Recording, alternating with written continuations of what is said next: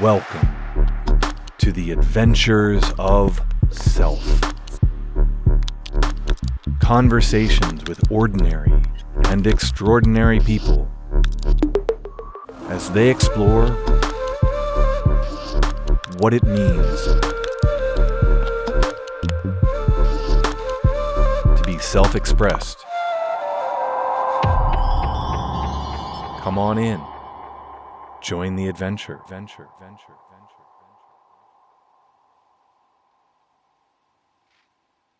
So, welcome, Scott Gazzoli, to the Adventures of Self.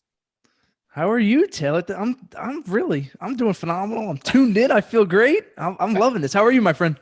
I'm very good. Thanks for coming on the show.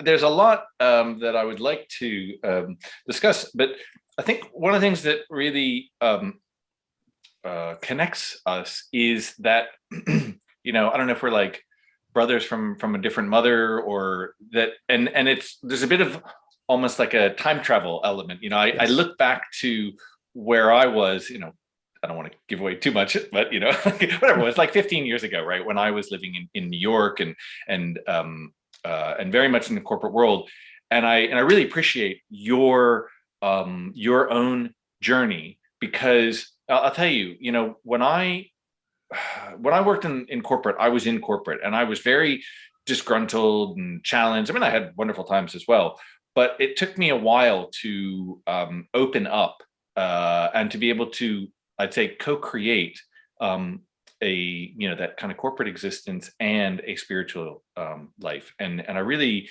love the fact that you're kind of doing it all. Yeah, and I would say I was very disgruntled, and still not a corporate guy at all. I'm like a walking HR issue, but good thing I'm head of HR at my company, so it's all good, right? But no, it's been an interesting journey, and for me, I felt the same way with you. Of like, maybe in past lives we hung out, had beers, and like in different forms or something like that. And no, I appreciate you having me on. But my journey is different, and every 5 years I feel like there's a new version of me. And from 10 to 15, there was one version of Scott. 15 to 20, another version. 20 to 25, it just keeps going. And I tell everybody I'm like fine wine, I just keep getting better and better here. So the adding spirituality, I'm new to the whole journey, but I can't do anything half-ass, right? I jump into everything 120%. And I'd say now is becoming the point of the paintbrush of Scott is there, and now it's just about sculpting. You're gonna have to some things have to go.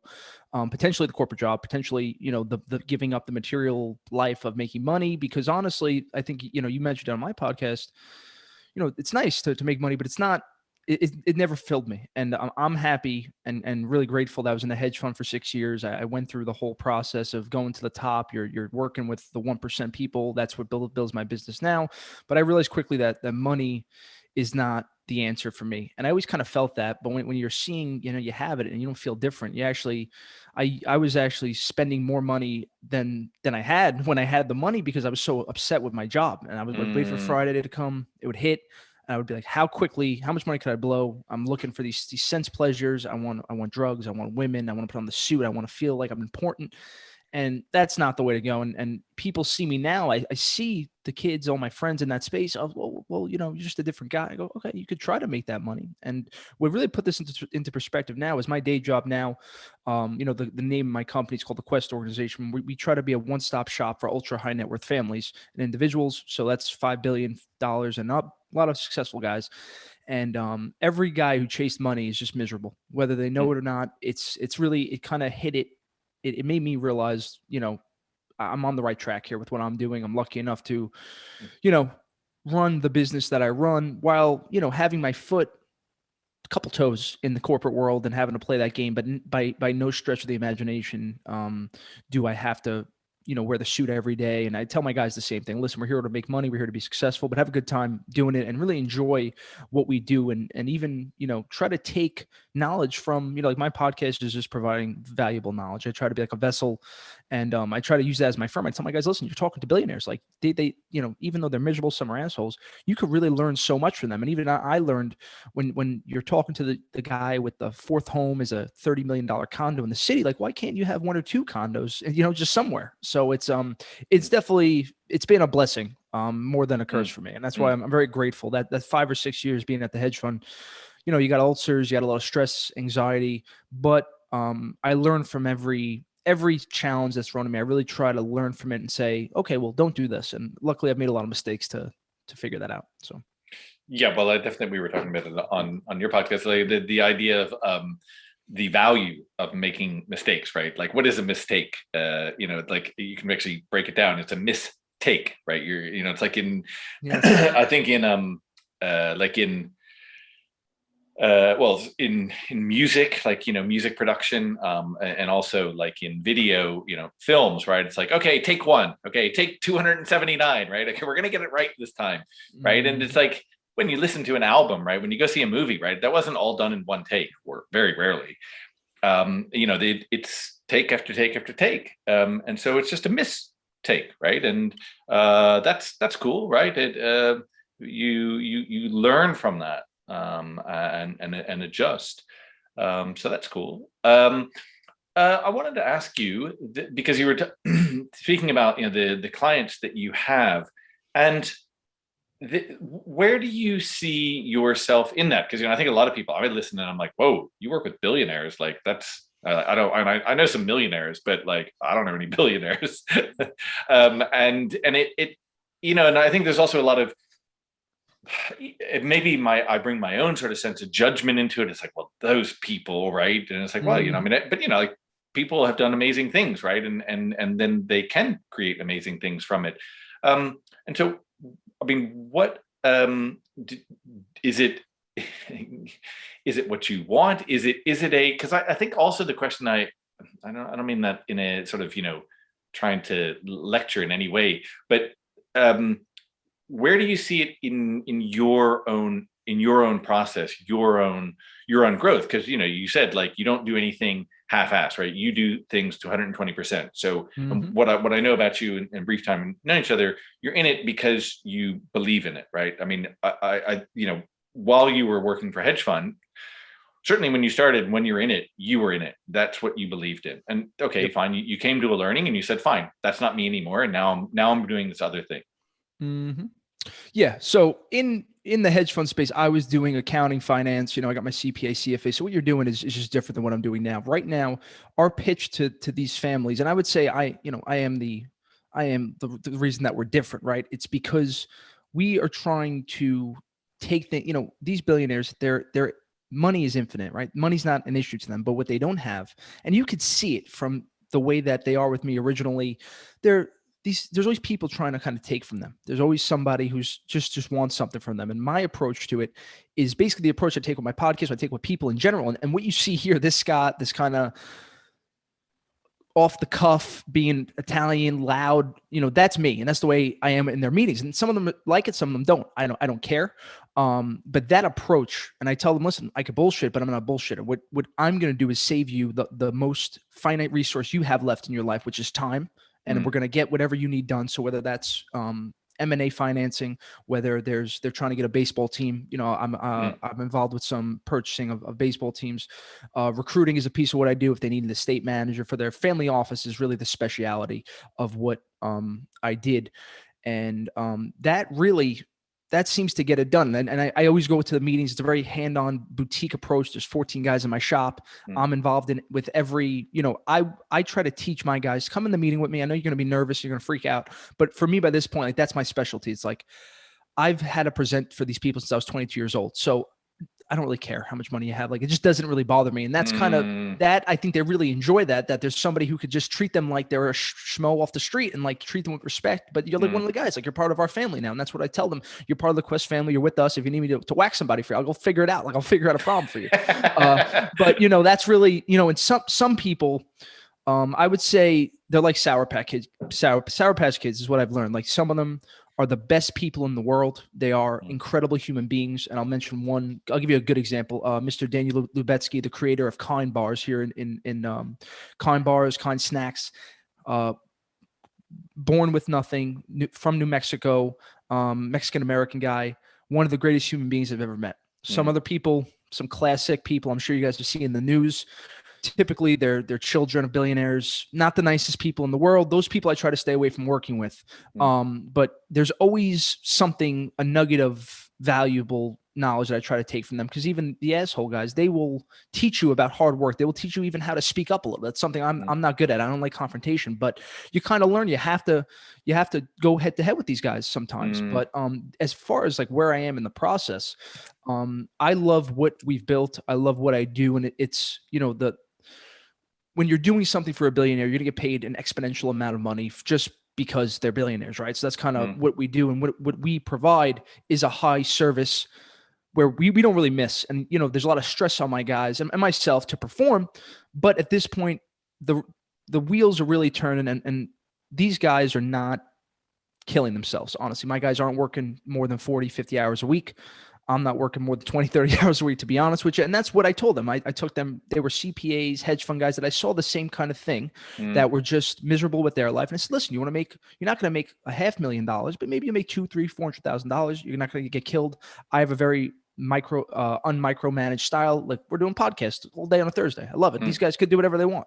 And the other difference of what I try to do with my guys is, we have our quotas every quarter. You hit your quota, we'll come talk about it. So what is important to you in your life? So I have a guy, he's like 25-year-old Scott. He wants to make money. He wants to go blow it. So he wants a bonus. Here, you have a bonus. One guy's married. He wants more time with his family. You get 2 weeks off then. There's all different personalized incentivizations that I try to do to really personalize their touch. And, like tomorrow, Fridays are more like it's a psychological day is what I call it them. So I talk to every single person for an hour.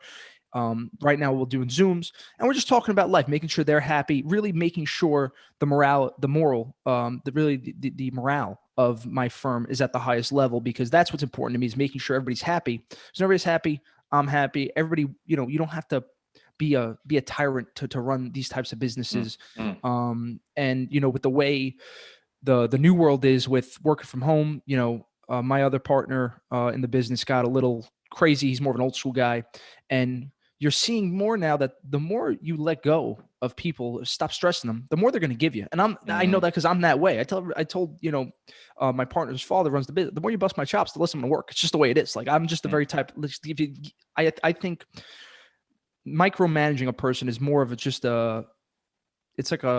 you're just pushing your insecurities on somebody that you don't trust them or this or that. And now my boss kind of gets that, and we've had the best start to a year we've ever had. And the issue for us is really just trying to find the right people to hire, because that's the biggest thing, is really hiring people of that quality, of the character that we can trust. And I hope I answered your question, but this process of where I'm in, not that I don't know if it's a means to an end, because it's really, I'm very grateful for being able to make X amount of dollars and not kill myself. It's always what I've wanted. It's kind of like by design that I've wanted this. And everybody supports my comedy career. They support the podcast. And, my partner's listening to this one. He's going to be listening to this one. He loves what we do. And he really gets it. And that's kind of, he appreciates the mindset that I took into this of being a hard worker, but, being efficient, being smart, and being able to get stuff done at a quicker pace. So I really foresee myself being there for the long haul, unless I get a comedy Netflix special or something. Yeah, well, we'll get into the comedy and the podcasting. But because I think what I really appreciate is, and I'm really happy to have you on the show, because you're very self-expressed, and I mean that in the broadest sense. Like, there is this, you're expressing yourself well, but I mean like the actual self-expression, because we were talking about this a bit on your podcast, and I've spoken a bit about my own experience in my life. I mean, not to compare, but it's just that's my experience, where I really struggle. It's actually taken me 15 years or more to start to integrate the aspects of my life. I was a bit of a bridge burner, right? So, I also had 5-year cycles where I would do something and then it'd be like, cool, I've done that. Let me get a can of gas out and burn and the matches, burn that bridge down. Like, and I mean, not like terribly. I wasn't like, wasn't going postal and destroying people's lives. I think it was more for me, like I had to walk away from something, like, so when I left law, for instance, I was like, cool, I'm done. And I know people would say like, oh, you can always go back to law, and I'm like, no. I mean, yes, I suppose technically I could, but in my mind, it was like, no, I've kind of shut that down. And yeah, like I recognize that for me, like, you're talking about like the micromanagement sort of, projection. I think, I didn't like part of what I was in that. And so I wanted to maybe just kind of get away from that. And what I see myself now, I mean, it's taken me a few more years, but like I'm much more interested now in, we were talking, about intuition and the work I do and coaching, and like I'm much more interested now to take that into, like, to integrate that into my corporate experience. And I recognize that, I have a unique perspective. I worked nearly 20 years in corporate environments, right? And what I really like about what you're sharing, there's just like, there's a raw, like you say, you're unapologetically you. And I also appreciate like you have integrity, and you have your own set of values, right? And everybody has their own set of values, and they don't have to match. But like, there's certain people that you do want to work with. There's certain other people you would prefer not to work with, but regardless, you see it as a learning opportunity. And I was thinking when you're speaking about, I can't remember the guy's name, but the Kind bar, and a very good friend of mine who is probably one of the wealthiest friends I know. He's just did very well for himself, and I was talking to him about money at some point and saying, I really struggle. I mean, I struggled with my concept of money, right? Because from whatever I grew up with, or whatever experience I went through, there was a part of me that thought, oh, money's what bad people have, right? That you have to do something bad or compromise yourself or other people to do that. And I really became aware of like, oh wow, that's that is definitely an assumption that I had created.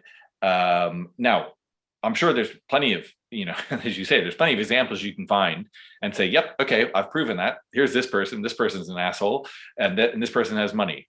Therefore, all people with money are assholes. But there are many people who have done phenomenal things. And so money is just a resource. Money is just an energy. And I remember my friend Jeremy talking to me about this, and he quoted, I don't remember her name, but she's American. It's like, is it pants.com or like this? She created this basically predominantly online business, but for underwear for women that was very, very slimming, like, and did really, really well. And just some hometown woman who came up with something, and it did phenomenally well. It totally skyrocketed, and everybody that talks to her says like, oh wow, what a genuine, nice, lovely person. And she said, money doesn't make you anything. It just amplifies who you already are. So if you're a really nice, caring person without any money, you'll be equally nice and caring person with money. And I know friends of mine, I've got friends who are very much better off than I am, and they're extremely generous. Yeah, stay in my place, do this. Yep, here's this. I mean, they're not like giving it away, but they're very generous, very caring. And equally, like, if you're an asshole without money, you're going to be much more of an asshole with money. And so it was, it's an interesting and useful reminder and connection to, because like we do live in a world of money, and it is a resource, and there are definitely things that we individually and collectively, I think, could be doing to make the world a better place. But that's not for not that we're going to solve world problems here today. But also the recognition, as you say, like, what is it? Because you've taken it to, well, yes, you can do something financially for somebody, but also you help them with their time. Yes. That's quite a different focus.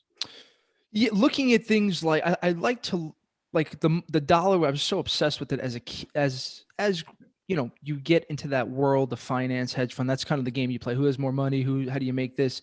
I started trying to understand like how what is currency? Like that's why I try to look at like on a metaphysical level, right? So I was asking one of my clients because I just was curious. One of these billionaires like, why do you like working with me? He's like, you don't understand. Like your actions match your words, and there's a level of interpersonal trust that goes along with that I find invaluable. And for me to I don't not around a lot of people like that. And I started thinking about this as like what the dollar is basically a promise. It's a promissory note in some value, shape, or form that you are going to be able to use this in the future. And that's kind of what I try to do with people is look at it. This isn't this, time for them is their most important resource. And what is my biggest currency now that I use is this interpersonal relationship that we have. And people seem to find that valuable. It's something that I kind of pride myself on is making sure my actions match my words. I'm always going to be accountable. I'm always going to be reliable. I'll always take the responsibility or the fall or always try to be a real team player. And I think this all comes back to my relationship with my father, which is it's a crazy story. My dad is not the best person. We're not on the best terms, but I always saw him in and out of my life very, very randomly, let's say, and I never really understood why. And that always left a bad taste in my mouth. And I put the pieces of the puzzle together now that I really just try to be the opposite of my dad. And I'll start from the beginning for the people that want to hear a crazy story here, buckle in here. So my father was growing up, I thought my dad was selling coffee. This was, as a kid. So you'd walk into the warehouse, there's coffee cans everywhere. I'm like, oh wow, like life is going to be great. We're going to be selling coffee. All like, what's going to go wrong here? My dad was not selling coffee. He was selling cocaine. He was selling very large amounts of cocaine, 50 million, 100 million. They would hide the cocaine in the coffee and all this crazy stuff that I didn't know. And it was the weirdest thing. And this whole story that I'm telling you has basically been found. I found this out in the last couple of years. So it's like a story of an onion that I'm unpeeling. But who I found this out from was my grandfather, who I met for the first time 3 years ago, who just got out of jail. My father ratted on his father and ratted on my uncles and put them all into jail. My father went into the witness protection program. Probably shouldn't have said that. And what are you going to do? And, it's not a big deal now because this is years ago. There's nothing scary about it. But that instability in my childhood, not knowing, my mother would just say, well, your dad doesn't want anything to do with you. Probably not the best thing. But I think that is why I try to hold myself to a different standard than everybody else does, of just being super honest, super genuine, raw. And you could really trust me. And that's why I think people look at me like a big brother to them or something that I really want to be. And I do think it's part of why I started the podcast, because my demographic is all these young kids that just kind of need somebody that just got their back. And even I always find myself talking to these young kids, just like I always, and I really do, I feel that like in my soul that's why, like that, and I always appreciate that. Some people say, why would you appreciate it? Because that's what made me be this person today. And without each piece of this puzzle, like that unknowing what your father did and all this stuff, hearing it from your grandfather, it was like a movie, right?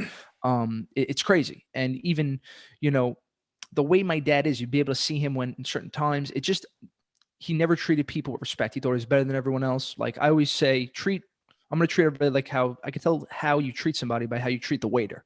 And my dad would always be cursing at the waiter, give me this, give me that. And I'm like, hello, sir, how are you? It's just a different way that I tried to hold myself that I think comes back to that. And then from there, I had the opportunity to go to Central Florida to play football. I blew my ACL, MCL, meniscus. So for me, there was like these different versions of the same story happening. So with football, signed my letter of intent, blew the knee out, could have done the right thing, could have done something about it. I made excuses and I quit. And every time something got hard in my life, I kind of shunned it away. When I blew out my knee, I picked up the drums, got into a death metal band. We became very good. We had the option to travel, do tours. My mother said, if you don't, go to college and do this stuff, we're going to shun you. And I kind of quit that. And I, all these things, I kind of got sick of quitting. I just got fed up with it. But again, I needed all these things. I needed to get that feeling of being sick of doing this to end up like, I made that promise after my divorce. Like, I'm going to figure out what I want to do through a lot of introspection, a lot of meditation. It ended up being a podcast and comedy. And these are things that I never would have done. Comedy was my comedy. I had a ton of stage fright. If you would have seen me in high school, I couldn't speak in front of anybody. Really was like my dragon. And I just knew, it was a Jungian philosophy, that you really have to go towards whatever your darkness is. You have to go after that with the fullest intent. You could have done it, like a little bit of exposure therapy where you slowly do it, or you can just jump into the fire. I want to jump into the fire. And I had my first show a couple weeks ago. It went phenomenal. And it's been great being able to express my inner world. It's becoming real on the outside. And that no matter what happens with anything, money, the fame, all that stuff, it's all, the path is in the process, right? That being able to look at your biggest fear and say, I'm going to fuck you. I'm going after it. That's what I'm going to do. And that's what I did. And it's invigorating, honestly. It just, anything is possible. Really. Well, until you prove otherwise. Yes. That's what people are like, oh, it's impossible. It's like, well, have you proven that?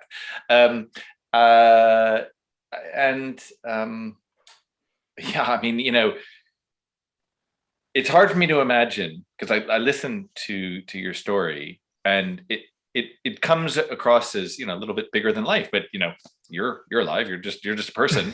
And it's hard to imagine that what you put your mind to, you're not going to succeed in, or that you're not going to see like this result, right? Whether you choose and say, okay, that's what I want, and I'm staying for that for the rest of my life, like you choose one thing, hedge fund management or football or comedy or podcasting, right?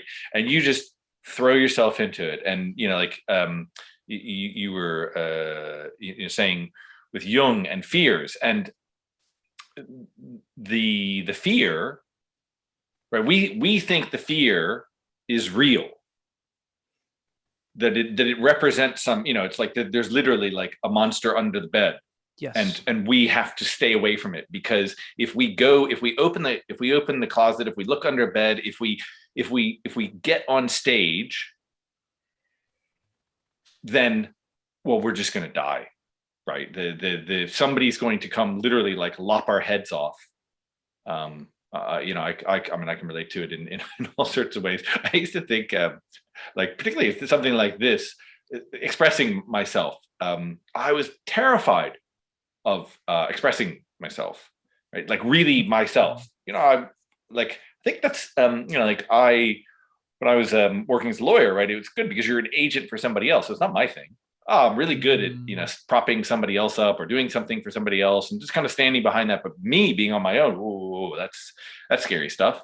And I really I remember having these images in my mind, like if I, before the podcast, years and years ago, like even, thinking of like becoming, running my own business, speaking my truth, running a workshop, that if I did that and it was my truth, that there was literally going to be like a mob outside the window, with pitchforks and torches, and burn that man down. Mm-hmm. And it's just, I mean, that fear was real, but it's the fear is as imaginative and creative as what we're preventing ourselves from really being and following.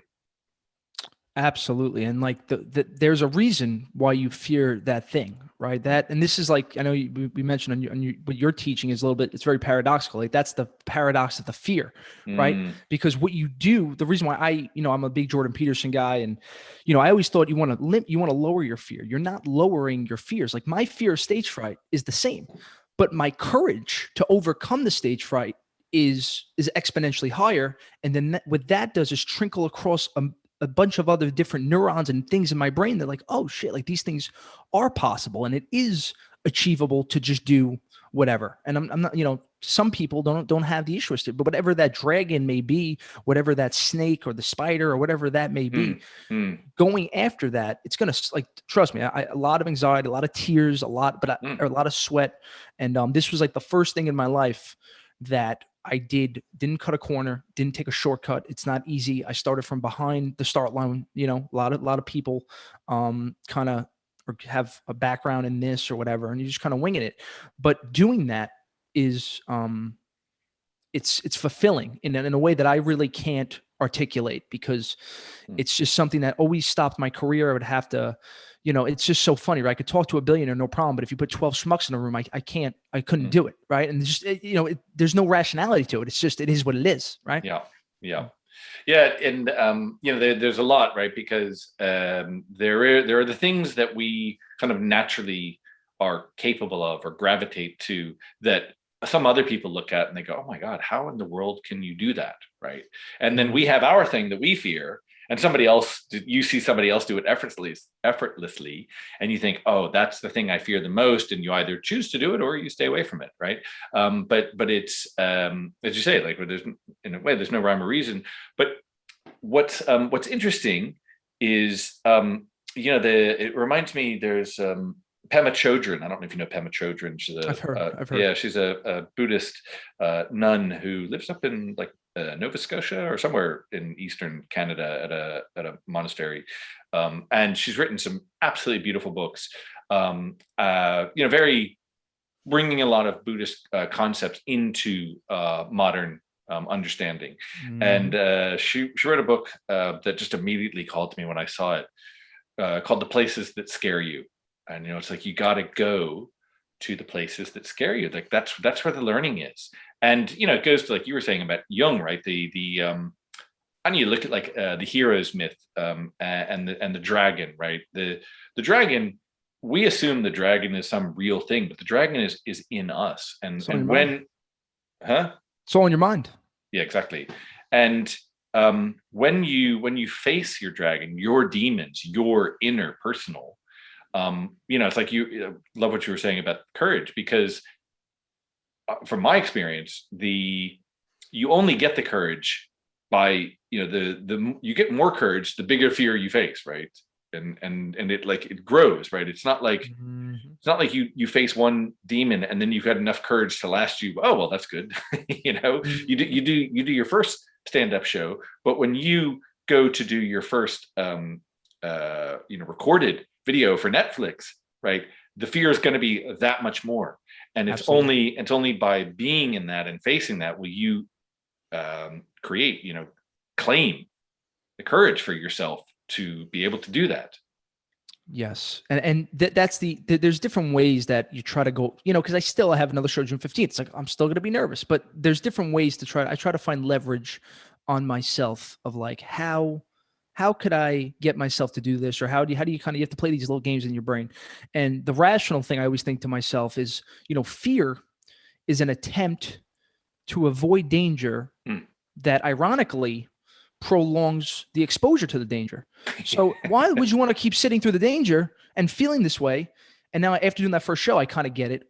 Or the other way, the other trick that I used to get is, who would you be 5 years from now if you did what you wanted to do, and who wouldn't you be? So like if I would have gotten over this when I was 15, my life would have looked exponentially different than it would have. And not that that's a regret. It's just exciting to look at stuff this way, because most of people's issues are coming down to fear, whether it's fear of social anxiety, fear of self-expression, fear of, even I come from a very intellectual family, a lot of philosophers, and sometimes you get stuck in that thinking, you know everything. And that's kind of the problem with my cousins, and, a million degrees between all of us, but if you don't take action on it, it's a mix of overcoming the fear with action. But that's the only way to truly do that, is to look it in the eye. And then, like you said, the hero's journey. Like I feel like I've been on 6 of them by this point. And every time I talk to somebody like you, I look at you like my Obi-Wan. Like you're like a mentor in this with me. And that's why, my journey is so interesting, because I've never had some people mentor to look at their father. And I never had that. I try to be the father for the younger people while also looking for my coaches. Like everything that I talk about, I do besides podcasting. I have a coach. I have my comedy coach. I have my Tony Robbins life coach, and all these people, they mean so much to me, because it's just being held accountable. It's not like a crazy thing where, we're sitting there chanting like Tony Robbins, but it's just like, yo, you got my back. And these things. And when you have that momentum, everything, like, I feel like everything is just easier now. Honestly, it's like life is like a weight has been lifted. Yeah. I definitely relate to all of that. And I was thinking about like the story you spoke about your father. I kind of want to share a story about my father as well, because I remember now when we first spoke, I'd forgotten about it before we started this, because there is this kind of like bizarro world that we've lived, same, different experiences in very different ways. I'll tell you briefly. I had a somewhat estranged. I had an okay relationship. My parents were divorced when I was very young, and so I used to go visit my father. I didn't have a very close relationship with him. It was more sort of, I think, his duty. But he was very, very focused on his career. Now, he, in a way, had the opposite. It's really like there's this mirror. So he was in politics and law enforcement. He worked for, actually, when the racketeering laws originally came out in the early 70s, that put Capone and all these others behind bars, because they went after him for tax evasion and all that. But the racketeering was the kind of the federal way to go after mobsters and stuff. And he worked for the Treasury Department, which was a federal agency that was in charge of a lot of this. And then went back to his hometown, Charleston, West Virginia, where he was prosecuting attorney, like the district attorney, and was kind of like this, which was a elected position. Like some like it's different in different states and cities, right? But because some of them are appointed by governors, but some of these, like sheriff and district attorney, and they're actually elected positions. So you've got to run to political position, and and he ran, and he was just kind of like tough on crime. His appellation was Mad Dog, Mad Dog Rourke, and he was tough on crime. And he actually one time, I was probably 12 or 13.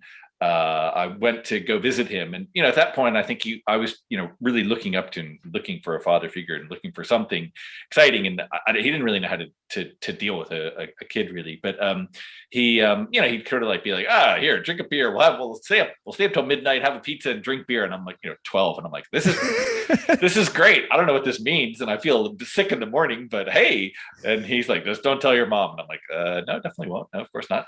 But one of the things he did was, we were driving in his Ford Bronco, and we were out one day, and he told me we were going to do this, right? Because he was like district attorney, but he was like one of these, it's like, it sounds like it's a 1980s drama, like Stryker, or like TJ Hooker, or something like this kind of thing.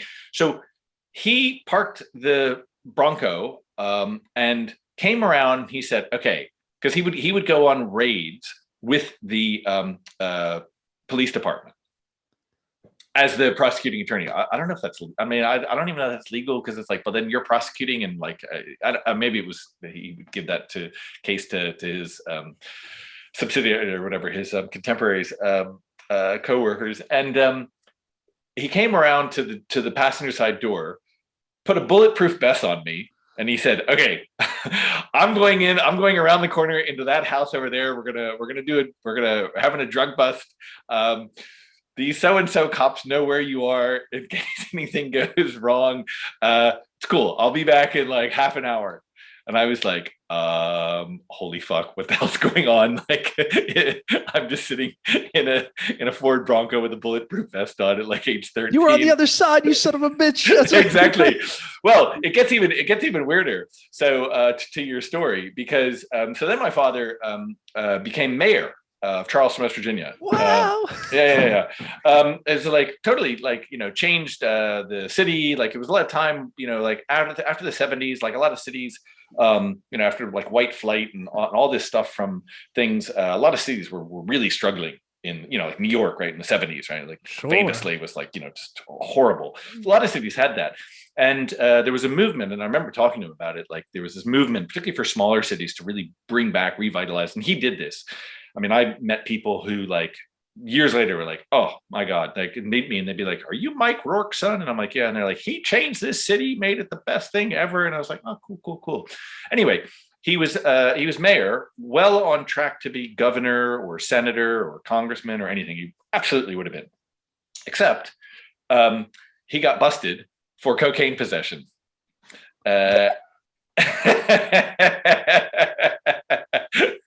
I told you I had something to share. That's a hook. That's a hook right there, man. So he was, and what happened was he had been on like this sort of rafting trip with the boys away for a weekend, and the sort of the local dealer was my uncle, my father's brother's best friend. And the law enforcement went after him and said, and this is like the 80s, right? When everything was like cocaine and, big, particularly for dealers, right? It was like, well, we're going to do you for dealing and, you're going to go away for 30 or 50 years or whatever. And he turned state's evidence and testified against my father. So like, all this like family betrayal of like, my uncle's best friend and the kids and and all this. And so my father went to prison, federal prison for 6 months. So it was like one of these, sort of minor sort of regional scandals. So it's really interesting because your story is like the kind of the mirror opposite of Dude, that's that. so weird. All we need to do is like, if we found right now, this is a movie. If like we had the same mother and then we, yeah, exactly. and all of a sudden, like we got a whole story. That is so wild. I mean, I think your story is way more interesting because like, that's, now how did your dad, there was that the 80s then that would be, so like, how did he handle that? How did you handle that? And then on top of that, my last question, because like, not having a dad's easy in a way. Cause like if you show up and be like a normal person, did you have pressure? Like, were you feeling pressure before when he was like the Batman of the city to like live up to that expectation? Like, because I would think the coke deal's like, that's pretty good, Dad. Like, well, can I get some? Yeah, I mean, he didn't handle it very well because he went to prison for 6 months, and his whole political career and everything that he wanted to do, obviously came to a grinding halt. He went from having hundreds, if not thousands, of friends, quote unquote, to about half a dozen. Right? People are very fair weathered, right? And whatever. It's his own creation. But there are very few people. But obviously it changed him. He went through, I guess, he went through his own spiritual transformation. Ended up getting involved in prison reform, actually. So he got involved when he got out. I mean, he served 6 months, right? He was a trained lawyer and worked in law enforcement. And so, having been on the inside, right, he obviously saw and become much more aware of what was going on. And in particular, he worked for a couple of nonprofit organizations that were lobbying against prison for nonviolent offenders, right? So there are all these people like, young mothers, young unwed mothers who would, cash fraud checks and go to prison for 12 months. And then they're ripped away from their children and it just destroys people, right? It's like, and, a lot of like drug offenses, right? I mean, a lot of drug possession, famously, right? I mean, people, but particularly, more ethnic communities are vastly disproportionately in prison for possession, maybe for big trafficking and certainly violent offenses that needs to be dealt with. But, a lot of nonviolent offenders end up in prison and it just absolutely destroys their life, right? I'm not going to defend whatever they've done. But, it was like, well, are we rehabilitating people? Are we actually, what is our criminal justice system based on? What is it actually about? So he worked in that for years, and actually then through his own mentor, who is an amazing guy who I actually want to have on the podcast, this amazing Episcopal minister who like went up against book burners in the 70s. My dad decided to go to seminary to become an Episcopal minister. and he died very suddenly during his first semester. So yeah, I mean, it's an amazing story in and of itself. But I want to get back to your story, because it taught me all sorts of things, and I guess a way, like, taught me about transformation, right, at a very basic level. And it actually created our relationship. Like, when I went to go visit him in prison, like, that's when we became friends. So had a beautiful side to it. But I want to get back to your story, in particular, like, because you were talking about comedy, and you said that when you were 15, there's no way you would have been up on stage. And this has now become it's a true expression of who you are. But why is it a true expression of who you are? Comedy. So I was always obsessed with comedy as a kid. I would watch Cat Williams, Pryor, Chappelle, all the big guys, right? It was very interesting. I never had an issue with public speaking as a child. I did a ton of science projects, spelling bees, man, it was no problem. And I guess looking back, I've done my diligence, right, on what happened. You go to high school freshman year, you're with a bunch of dudes playing football. That's when you become a man, right? Maturity, testosterone kicks in. Birds and the bees, all that stuff. And I guess that is like when life started getting sucky, right? You started worrying about what people thought of you. And that always chased me around. And I remember the speech. I had to give a speech. There was no anxiety. It was the weirdest thing. I did it a million times. I remember it was no problem. First speech in high school, I go up, my hands start violently like it was crazy, violently shaking. My mouth turns white. It was horrible. And that imprint, I never wanted to feel that again. So I'm talking about, I would take days off for speeches. I would have to talk to the teachers, anything to get away from this. And if you go for what we said before, I was just holding on to, I wanted to hold on to the fear, because I just didn't want to get it over with. I didn't want to go through that again. So I just buried that I would say I always wanted to do something in expression. That's always what I wanted to do. And there's no doubt that, like, my 3 jobs now, right? My day job, this, and podcast and comedy, it's all in my mouth and expressing myself. It's just very funny. So I just always pushed that down and said, it's not for me. I'm not built for that. I don't know how I got through my speech class in college. I would have to have a podium in front of me. I would be shaking at a podium. I would make up things to sit down. It was a whole thing. And I just kind of pushed that dream down until, you get divorced, and that's another transformation you go through from that, the journey that everybody wanted you to be on. If you looked at me when I was 26, 27, proposed in Naples, Italy, flew down 2 different families, you would have thought this kid got it all, and it all just felt uncomfortable. Intuitively, I knew something was wrong. I just figured, I was really trying. I think deep down, my mother went through a lot of stuff, obviously, with this story. And, me and my sister were a handful. I really just always wanted to make my mother happy. It's all I ever wanted. And she always wanted me to be a lawyer or an accountant or a doctor. The only reason that I picked going into finance was she said, you have 3 options. You could be an accountant, a lawyer, or a doctor. And I said, what's the least amount of years of school? Said 6 years. I said, I'll bang it out in 3.5. And I just wanted to then she wanted me to get married be married by your 27. I got married literally the month before I turned 27. So, I was kind of living through my mother's happiness. And, I think she's just starting to come around to everything I'm doing. She actually sent me law school applications last week. That's where she's at. She wants me to still be a lawyer, but I think she sees that, the typical path was just not the right one for me. And I'm a different person now, a lot more patience, a lot more love. I'm in the present moment. So I think she sees that. And even, she listens to the podcast. She's trying to wrap her head around meditation, introspection, all this stuff.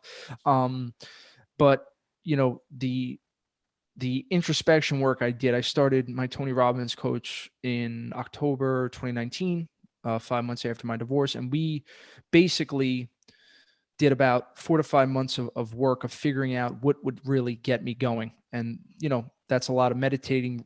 You wake up in the middle of the night, you write down what you want to do, maybe some psychedelic drugs involved in this whole process as well. So these 2 things just kept popping up. And, I always keep a flexible mind of like, maybe comedy is the answer. And, that's my first show. I loved it, but maybe I don't know how I'm going to feel in a year. Right. But I do know that these tools that I'm obtaining from podcasting, from comedy, are building me to be the person that I'm meant to be for whatever it may be. Maybe it's comedy, maybe it's I have no idea. But it will be involved in human communication, expression, entertaining in that level. And that makes me happy compared to where, I started the life. And that's all I really need. It's almost like in intuition, right? People are like, well, aren't you scared about where you could be? No, this is the fun part. This is like, what if in 5 years I'm doing like something nuts? Like I'm a pro wrestler. Who the hell knows what I'll be doing? It could be something absolutely insane. I have no idea, but just having the tools to do it.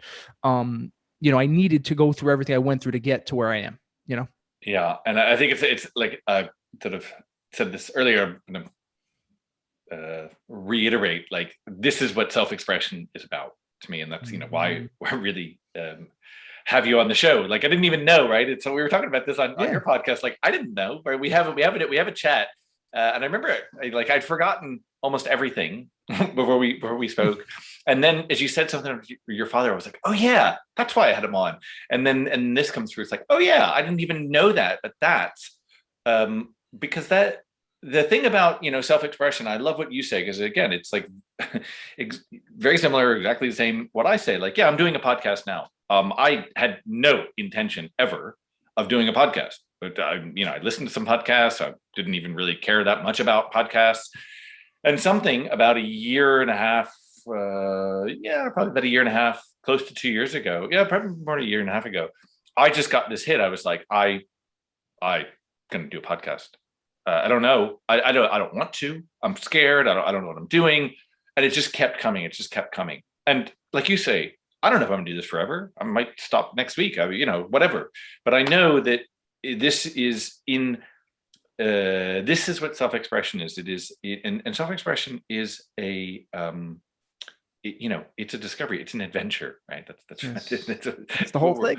That's what we're on. We're on an adventure. Like, let's go. Let's have fun. And don't know where we're going to go. I may think like, oh, I'm going over in that general direction. Fuck, I might get like halfway there and say, oh, I'm going to turn left and go to this other place now because this is what I want now.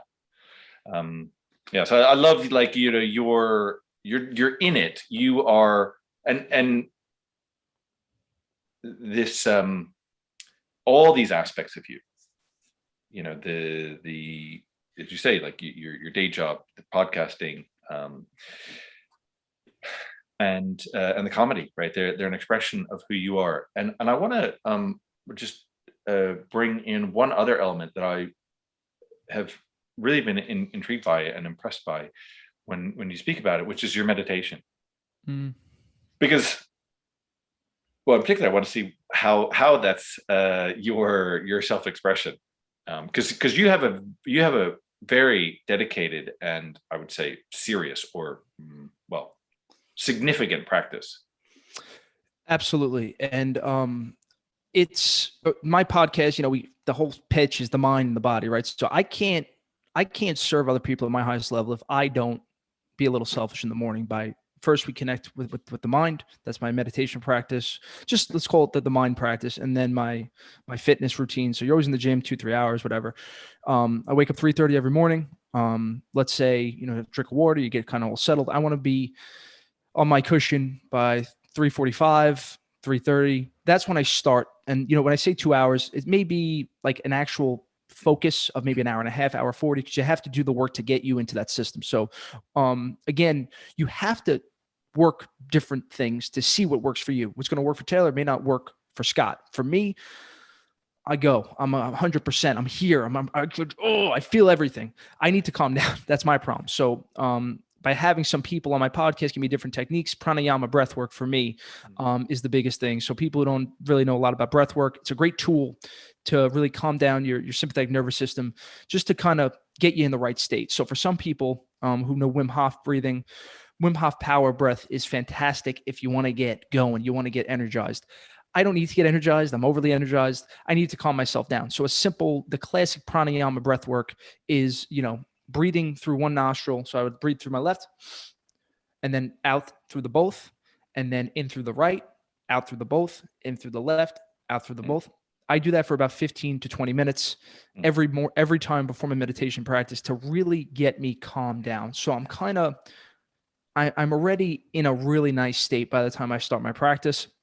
As I start my practice, it depends what I'm trying to do that day. So I don't know if you're familiar with Joe Dispenza at all. You've heard of Joe Dispenza? Yeah, sure. Joe Dispenza's, I went to his, that's what really kind of clicked this in for me. So when I started this whole journey, October 2019, right when I got divorced, June, I started reading Dr. Joe. I delve into the meditation. I didn't know what was going on. I was like, this stuff is crazy, because he has you sit down, and the first thing that I start off with, the same thing Joe does, is a body scan. And that's just becoming no one. I know we spoke about that quite a bit. I'm becoming no one in no space and no time. And that is basically getting you into that theta state, which is a flow state of creativity, of expression, of manifestation. And what I'll do is alternate the types that you call that as transcendental meditation. When I'm really focusing on transformation. The other meditation that I'll do, which I think it's harder. The one you actually mentioned you doing is classic Zen Buddhism, breath in, breath out. I know you count to 10. I just kind of try to hold my concentration on that breath, but starting with an intent. So my intent was being worthy of love. That's where my meditation started. Now it's more at it does kind of change. This morning I was doing courage, but that work, the one like you started, is more of a that's much harder to start there than starting with a guided meditation where you can listen to somebody nice, get you into the state. So that's good for you that you did that one. But for me, I need both. And it does kind of depend how I'm feeling. Been keeping it, busy. But my biggest findings have been through the internal findings, intuition, wisdom, this perception that kind of is created is through that classic Zen Buddhism style of simply being. And that practice for me is I have to do like a minimum of an hour, and I don't even count it anymore. You just kind of go, and it ends up, an hour, maybe an hour and a half, like this morning, hour 30, hour 40, take that with the breath work. That's about 2 hours every day I need in my mental work. Then try to do a little bit of yoga, 20, 30 minutes. There's only so much time in the day, right? To try to take that into account too. And that's focusing. The breath is such an undervalued thing, and just being able to control that does control a lot of other things in life, let's say. Another tactic that I use with the partners of my podcast called lift floats. So I don't know if you're familiar with the sensory deprivation tanks at all, flotation tanks. When I was married, I had one in my house. I got one put in my house, and every morning I meditated in there. So turning off every sense and doing it for that long, I think it transformed my mind. It transformed my perception. If you think about it, right, we're all material senses, and being able just to shut that off. It's incredible. And I can't wait to get a bigger place here. I'm going to everybody's like, I want a gym room. I'm like, I just want a wellness room. I want to put my tank. I want to put my yoga studio and have a place of abundance. But the biggest thing for people that I think you mentioned on my podcast, like if you're trying to get somewhere with meditating, you're not going to get anywhere. That's one of the biggest keys. Like I would say, it's like a diet. You're not going to see results. You may not even have a profound moment for years later. I just kind of got lucky. I've been told I'm a little bit more mystical. Some people said, I have that divine spirit with me that just kind of clicks. Like I literally felt when I was doing Joe's, I went to, after the third month of doing it, I went to one of his workshops in the city, and they watch your brain waves. So he's like, this is, you're in beta, you're going to theta. And I was like, this is working. If simply just to calm me down, that's all I got. That's probably where I was. I just want to stay calm. Now it's become more of, it's my most powerful tool I have in my arsenal. Like if I wake up late, I'm going to meditate before I do anything else. And by giving you give yourself 4 or 5 hours in the morning, it's very hard to be selfish anymore for the rest of the day. So that's when I could start my work. I start my, I'll do the podcast for an hour, comedy for a couple hours. And everybody could tell, like, you're catching me on a super Zen day, Scott. I'm like one with the world today.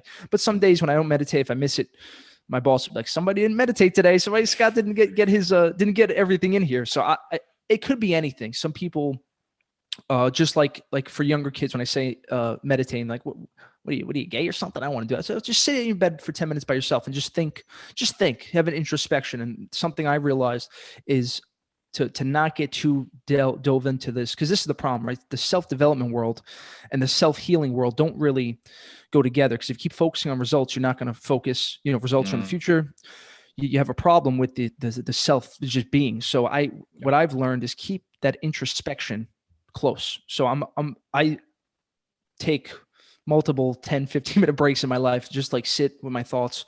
What just happened? What is going on? Looking at my feelings from a point of not feeling. Like, why did I feel this way? Trying to detach yourself from the feelings, from your emotions.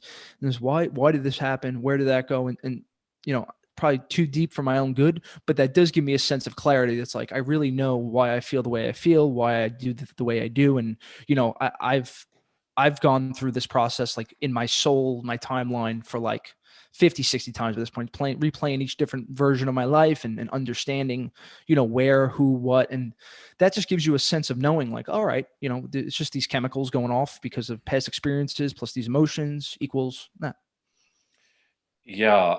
And I think, it's the thing about meditation for me, and it's, I think I'm sort of confused because for listeners, we just recorded episode with Scott right before this, so I'm remembering anyway, we're quantum jumping, it's fine, like Joe would approve of, and with meditation, the benefit I find from meditation is it gives me space from myself. Really, I mean, not really, but yes, it's like it goes that paradoxical thing, because I appreciate what you're saying, the distinction between that kind of self-development, self-healing, because there's this one side, it's like, well, go actualize yourself and you be the best you, and you do this and you accomplish all this and da da da da da da.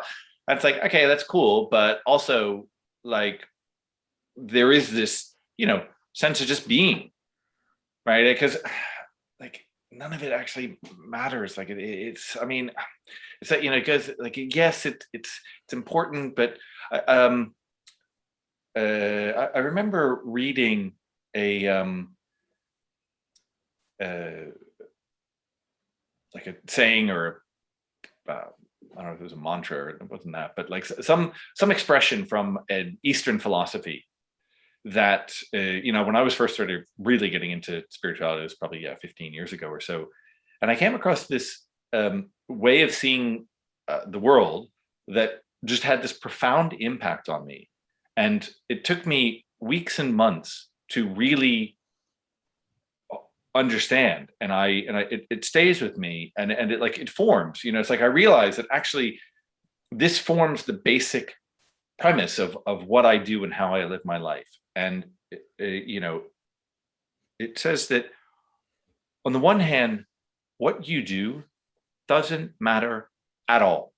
Like you, me, we are the tiniest speck of existence for this tiny brief period of time. You put you in relation to the universe, which has been around for 4.14 billion years or whatever it is, right? And we look at the size of the universe, right? Like, what is your life, existence, and what does it matter? Even on this planet, right? And even in the United States, in New York, right? Like it's the tiniest speck. And what you do at every moment is the most important thing ever. Like to the farthest reaches of the universe. And when I came across that, and coming to the ability to hold both of those seemingly totally contradictory statements together as equal truths, as not competing truths, but as equal truths, gives space, gives perspective. And what I don't have the same dedicated meditation practice you have, but when I meditate, I create that space where, there are things that I do in my life that are about me, and I want to create and all that. And when I can go to that space where, like you're talking about connection to feelings or thoughts, or why did this happen? The meditation and breath, in particular, like I really connect with breath. It gives me space from my thoughts, from my feelings, that yes, I feel something. Yes, I think something, but that is not the completeness of me. And I certainly have been at times in my life, I have believed that what I think is the totality, that is the totality of my life, my existence, because I'm 100% in that thought. And, even a breath, when I'm sort of wrapped up about something, if I can, in the middle of a day, be very worked, because I can get worked up about something very quickly and easily. Yeah. And it's like, whoa. I'm just going to take 5 seconds to take one deep breath in and let that go. And then that gives me just the tiniest margin of space to go, oh, right. This is not all of who I am. That's well said, man. Yeah, and I agree with absolutely everything. And I had that same revelation when, I went down this path of, I think that idea that you mentioned that really hit you. I think it will hit most if you're a thinking person, because that is the yin and the yang, right? That is duality. That is how a person, if I decide to look at my life, let's say the negative, the darker way, right? Nothing in life matters. Nothing. That is true. But that's more of a nihilistic way to look at it, and something that I don't know how much, I think that's the cop out of life, and I took that approach for a couple of years. My uncle, who was like my father figure, died of brain cancer within 2 months. And I said, I'm going to burn everything to the ground. I said, it doesn't matter. Nothing matters.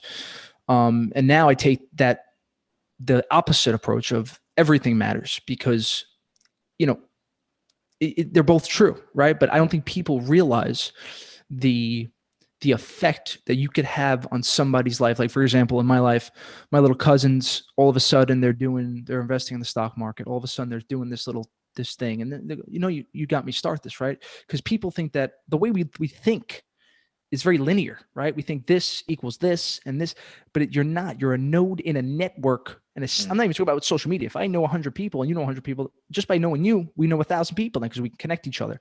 And you don't realize the dropping the stone in the pond, the ripple effect that it creates just by having. And I just started to feel it the last couple of months ago. I'm in the gym working out. Scott, nice to meet you. I just want to listen to your podcast. I'm like, what? Why are you listening to me, little boy? Don't listen to my podcast. I'm winging it. But it's really interesting, especially with social media, especially with technology, how true this is. And I think what you're seeing, at least in, with some of these younger kids, and you're taking the approach of being the victim, when you have to take the other approach. You have to say, I am responsible for everything. And even if you're not, even if something's not your fault, that's why what I take, if one of my guys fucks up an account at work, that's on me. I'll take all the blame. Let them yell at me. I want to bear as much personal responsibility that I can. I want to be the person that everybody can come to when one of my parents dies. I want to be at the funeral. I want to be able for them to say, "Wow, I want to be the shoulder that they cry on, not the other way around. I want to be that in every way, shape, and form, so I can be the rock when everybody can't be." Yeah.